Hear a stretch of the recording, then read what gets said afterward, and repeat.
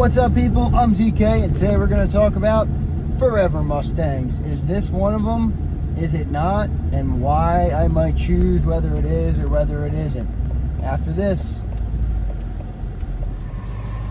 Looking good, looking good. Looking good.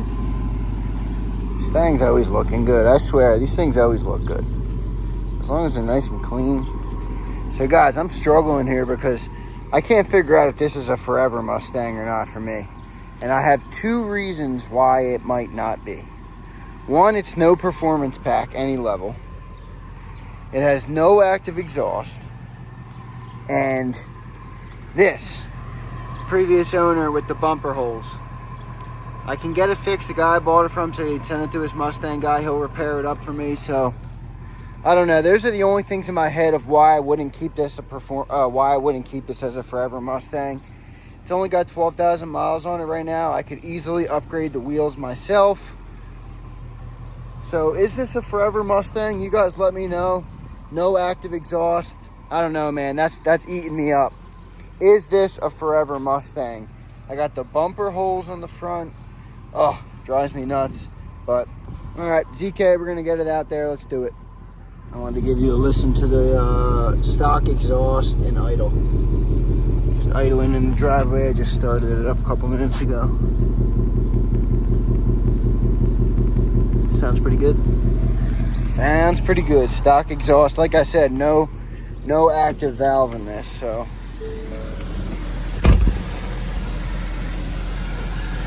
We'll get in. You can hear I have the AC blasting, because it is just super freaking hot outside right now. Almost too hot.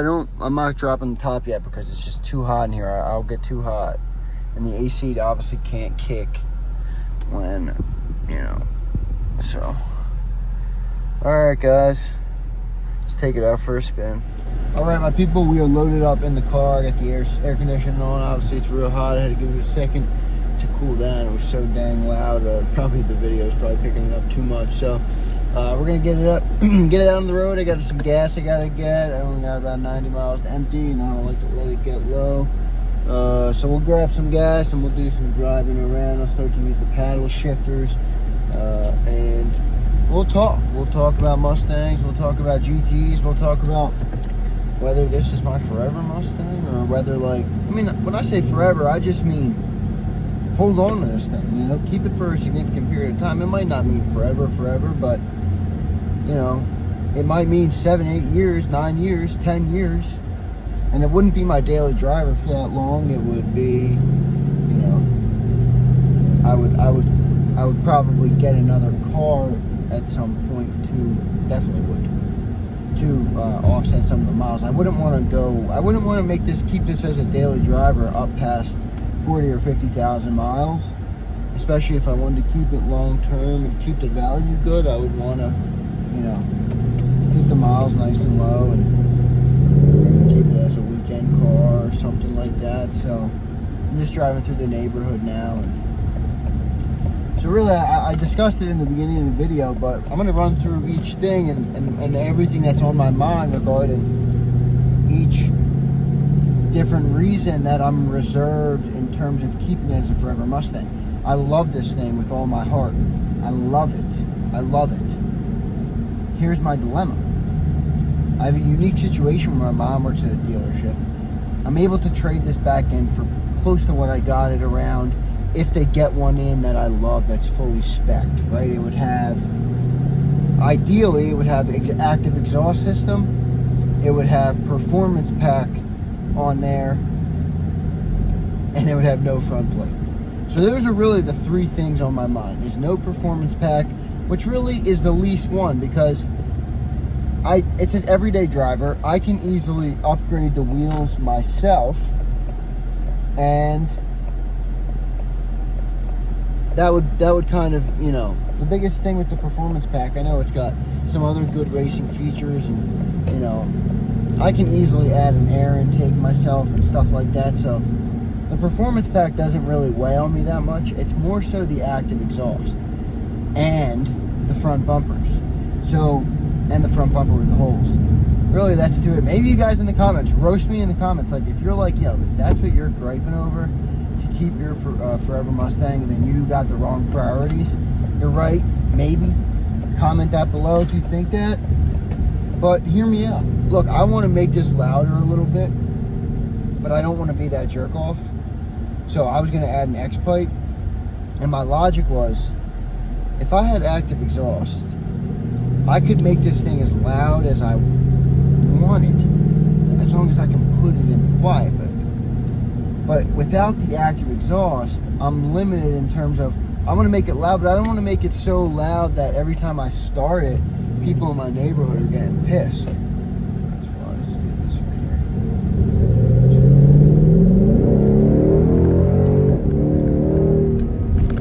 It's a nice little road that just kind of gets over there for a second. Well, you hear what I'm saying? So like any upgrades I make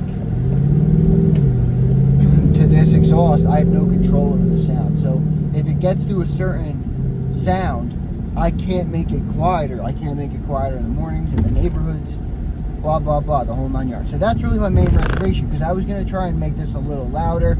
And if I'm keeping it for long term, I'm not really worried about the warranty, because this is a 2020. We're in 2022. There's only a couple years left. There's 1 year left on the warranty, and then it gets a few years left on the drivetrain. So I'm not touching the drivetrain. That warranty really should hold. So that's my main gripe there. And then the gripe I have with the holes in the front, the dealership I bought it from, the guy I bought it from, he was really like, look, bring it in whenever you want to this summer. I will allow, I will bring it to my Mustang guy. It'll be free of charge for you, and he will fix your bumper for you. He's going to sand it down perfect, paint it up. You won't even know it was there. That sounds great. I'm just worried. You guys tell me. You know more than me. I'm new to cars. I'm new to Mustangs. I'm new to all this. Is that a problem? It sounds to me like just someone working on it like that might devalue it, or someone down the line might think that that's aftermarket work. Will it show up on the Carfax? I don't know. The whole 9 yards. I don't know. So those are my weighing. If I didn't have holes in the bumper, and if I had active exhaust, I would be going crazy on this thing right now. I would be making it mine. I would be doing everything, but I'm really reserved on, should I upgrade? Should I not? Because if I want to trade it back in to get a spec one, the more stock it is, the better. So, I don't know. It's a tough decision. Right now, I only got it a couple weeks ago, so I don't want to let it weigh on me too much, but I did meet a great mechanic over near me. He works on all these performance cars. I walked in, the first thing I saw when I walked into the shop for the first time, he had 2 C7 Corvettes he was working on for some guys, and I was like, oh, great to see. So like, just, the guy understands muscle cars. He understands how to work on them. He understands people that appreciate them. So that was important to me, finding a mechanic that would treat it like that, or that had experience doing it like that, not just any old guy that works on, beater cars for people that are just trying to get to work. So, excuse me. Anyway, I'm bringing it to him, and he was like, come back on Monday morning, we'll discuss about what you want. Well, so it's weighing on me right now. I'm like, what should I have this guy do? Should I not have him upgrade? Oh, there's a Challenger going by. That thing looks nice, man. I gotta say, I really like the Challengers. I'm not a big Charger guy, but I really love the look of the Challengers. I think they are so mean and good looking. The Challengers, that one just went by. So if you have a Challenger, put that below in the comments. I'm a Mustang guy right now. I think I'll probably be one forever, but I'm not opposed to adding a Challenger to the fleet, God damn, I had a blue piece of gum. My tongue is still freaking blue. That was a couple hours ago. But I'm gonna go right here and kind of see how this feels.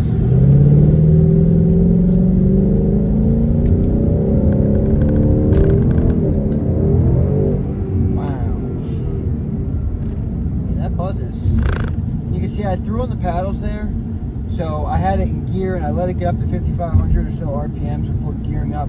I probably could have pushed it a little further. My red lines don't start until around 7,400 or so. So I definitely could have put it up higher, but you guys see what I'm saying with the with my gripes on like whether I should keep this as a forever Mustang or whether I should kind of keep it stock and look to trade it back in. Let me know your guys' thoughts below. ZK, don't forget to like the video, don't forget to subscribe. Please let me know your thoughts, guys, because I'm literally posting this video as a solicitation for advice. That is what I'm doing, and I know my channel's not very big, so it might get 0 views, who knows. But I'm posting this video as a solicitation. Please comment below if you think why I'm reserved on this Mustang is a good reason or it's not a good reason. Let me know below.